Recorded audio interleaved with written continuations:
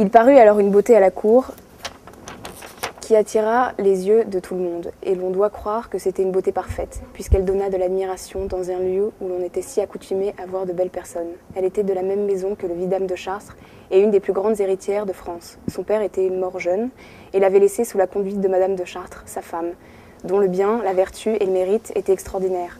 Après avoir perdu son mari, elle avait passé plusieurs années sans revenir à la cour.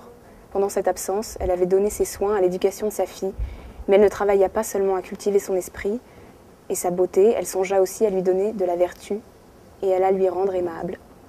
Voilà donc les présentations. Henri, Julie, ma cousine, lui avec sa belle écharpe à carreaux, c'est auto. Je suis désolé pour l'accueil, hein, vraiment. Et tout, c'est partir comme ça, Henri IV? Ça va, t'es pas trop fatigué? T'es pas tous affolés là, non? Moi, je te préviens, je suis beaucoup plus calme. L'histoire est assez universelle, ça pourrait arriver à peu près toutes les jeunes personnes parce que c'est une histoire sur le désir d'absolu, enfin, c'est des gens absolus, quoi, qui font pas de compromis dans leurs sentiments. Et en même temps, je trouve que c'est assez fidèle, c'est un peu comme une chronique, quoi, de la jeunesse d'aujourd'hui. C'est un film triste, quoi, c'est un film triste sur la jeunesse. Et je trouve que ça se fait pas beaucoup. Et c'est vrai qu'il y a ce truc-là dans la jeunesse d'aujourd'hui, cette morosité. Enfin, il n'y a pas l'élan qu'il y avait pendant la New Wave ou après mai 68. Tout le monde dit que le film est très intemporel.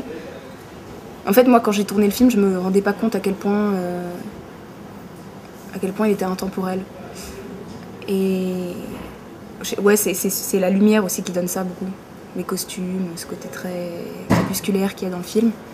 Elle n'aimera jamais cette fille. Elle n'aurait jamais aimé. On sait jamais rien des gens, en fait. Même de ceux qu'on aime. Il y a cette idée dans La Belle Personne de quelqu'un de très vertueux, de très pur, de très intact.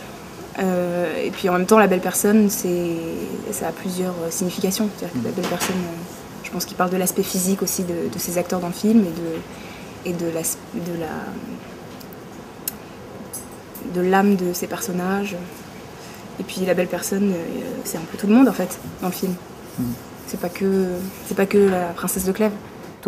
C'est un personnage qui fait un peu exception dans le petit groupe du lycée parce que c'est pas un dandy vraiment et c'est quelqu'un d'assez, de très entier et de très honnête en fait.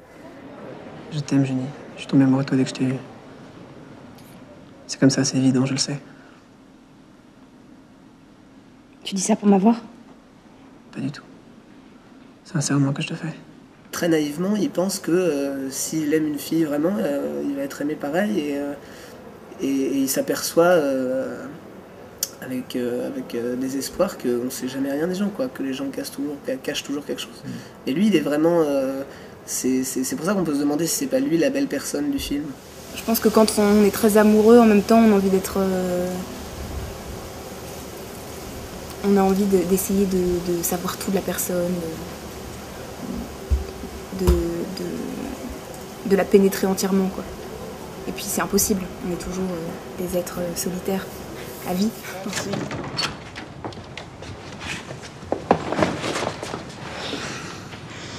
peut pas continuer comme ça, Junie.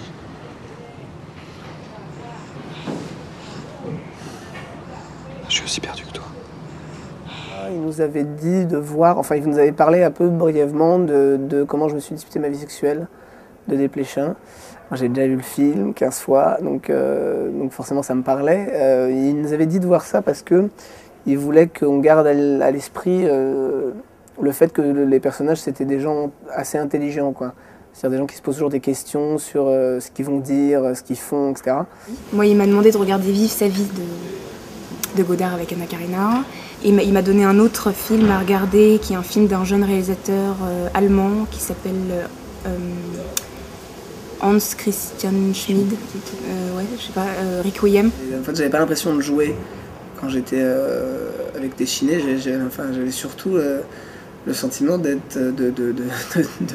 faire en sorte qu'ils se fâchent pas. Donc, c'est pas du tout quelqu'un d'agressif, mais c'est quelqu'un de très exigeant. Mais c'était génial du coup, parce que j'étais vraiment traité comme un comédien, quoi. Et c'est vrai que j'ai le sentiment de plus travailler, en fait, de plus que ça vient, que les choses viennent moins naturellement, moins facilement, quoi. Moi j'avais l'impression lire mon texte et de faire ce qu'on me demandait, quoi. Et là, c'est vrai que de plus en plus, j'ai des réflexions sur la mise en scène, tout ça.